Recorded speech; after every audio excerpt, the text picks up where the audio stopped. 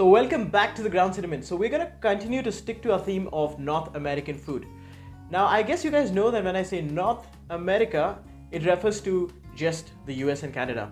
Now in US and Canada, you'll find these maps highlighting North America, and it would just be US and Canada, not Mexico, not the Caribbean, and forget Central America. So the one thing North Americans love to do is to go to the bar.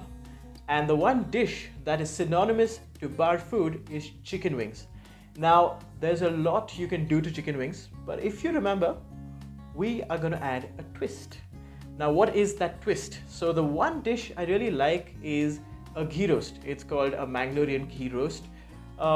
People think a ghee roast is spicy. It's really not. It does have a little bit of a kick, but it's also really sour. It has a tinge of sweetness. It's very fragrant, very tasty, very easy to make. So today's dish is gonna be chicken wings in ghee roast sauce. I think you guys are gonna like this one. So this recipe is for 8 wings, and for that you're gonna need 5 Kashmiri red chilies. Now Kashmiri red chilies are not very hot. They're almost like paprika, great flavor, no heat, but I don't have any. So these are Guntur Red Chillies, and they are extremely hot, which is why I've cut them down to 3. And to compensate for the color, here I have half a tablespoon of paprika. Again, this is only for color. Now you want to toast these. So you want to toast them till they puff up. And while toasting them, you'll see a few charred marks. And then you're done. Next, we want to dry roast a few spices. So this is 1/4 of a teaspoon of black peppercorns, 2 tablespoons of coriander seeds, 2 teaspoons of cumin, and 2 teaspoons of fennel seeds. You want to toast them, and you want a little bit of a color on them. Try to get at least a couple of shades darker. And when you feel you're a couple of seconds away, you want to add the paprika. Now don't toast the paprika for more than 3 seconds. After which you want to transfer it into a larger bowl and let it cool off. Now we want to blend this into a smooth paste, but first we want to blend the dry ingredients exclusively. And you want to blend it with 1/4 of a teaspoon of salt. Now don't consider this seasoning.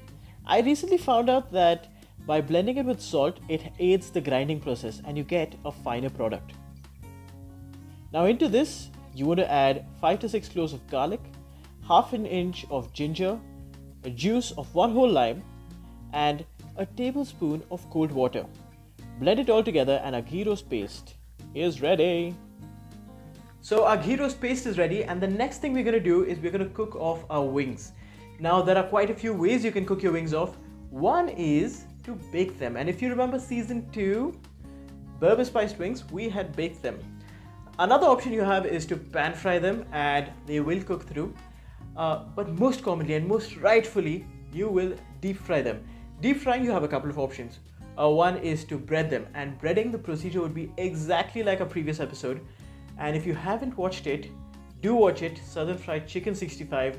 It is damn good. So the other option is to fry them without breading. And in the business, we call this naked wings. When you're going for naked wings, remember you always want them skin on. And that is because skin is the best part of a wing. And it also makes up almost 25% of a wing. Now, if you see, these are not 4 wings, these are 8. We have to separate them into the drumette and the wing, but not yet. When you're going for naked wings, you add them whole, and this prevents them from drying out. It also gives you a little more time in the fryer. So while frying your wings, you want your oil between 160 to 170 degrees Celsius. But you want to start the frying procedure with your oil at 180. And that is because when you drop your wings, the temperature of the oil will fall. Now in the business, we cook wings for 9 to 10 minutes. And that is because we want to be sure that they're completely cooked through. But in reality, they will cook through within 6 to 7 minutes. There's an easy way to know if your wings are cooked through, and that is to look at the activity in the oil. So you would have seen when I dropped the wings, the oil was bubbling away like crazy. By the 6th minute, by the 7th minute, the bubbling will flatten out and the oil will calm down completely. So let's pull them out, and you want to see that rich caramel color on your wings. Now that is an indication that there is some great flavor coming. Now when you pull anything out of the deep fryer, there is a law, and that is you have to season it. And the other law is that you have to rest any meat that is at high temperature. If you split them now, it's going to leak out all the juices and the wing is going to dry out. Now once they've cooled off slightly, you want to separate them into the wing and the drummet, and when you peek in, you will see that they've cooked through.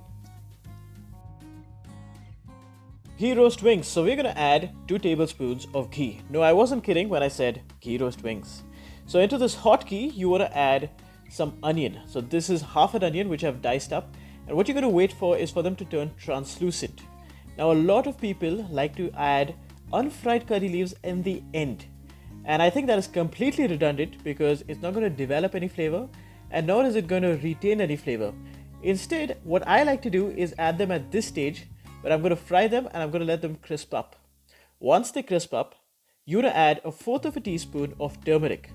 Now turmeric, once you add it, don't give it more than 10 seconds. Stir it around and in goes the prepared ghee roast paste. Once the paste goes in, you want it to get darker and you want to cook it to a point till the oil separates, and this should take about 5 to 6 minutes. During that process, it'll begin to smell fantastic and I'm sure it'll even taste fantastic, but we want some volume to our sauce and we also want a flavor to be next level. So here is 1/3 cup of yogurt, and this is going to do 2 jobs. It's going to add volume and it's going to add acidity, and that acidity is going to make the sauce taste amazing. But before you add it, you want to temper it, and you want to temper it with at least half of this curry mixture. To be on the safer side, I have added all of the curry mixture, and this gets a thorough whisk and it goes back onto the pan. Now we will cook this until this gravy retains its original color of a dark deep red color, and this will take a few minutes. What you're going to wait for is for that excess moisture to vaporize and it'll go back to becoming really dark red. Once you see the sauce change its color, you want to season it with a fair amount of salt. Taste it if you like, but you want to season this right. And it is time to add the wings and toss them.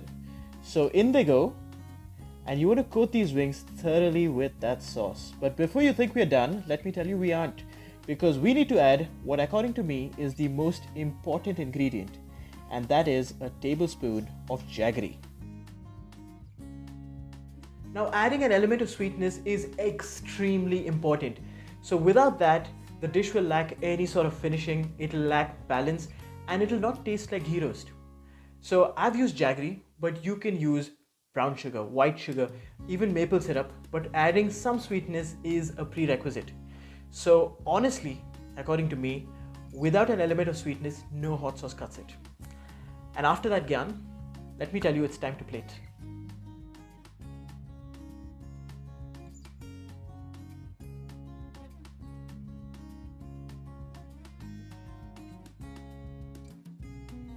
And there we have our ghee roast wings. Now this is going to go really well with some beer. It's also going to go really well with the upcoming IPL season. RCB! Well, do support us by subscribing, and thank you so much for watching.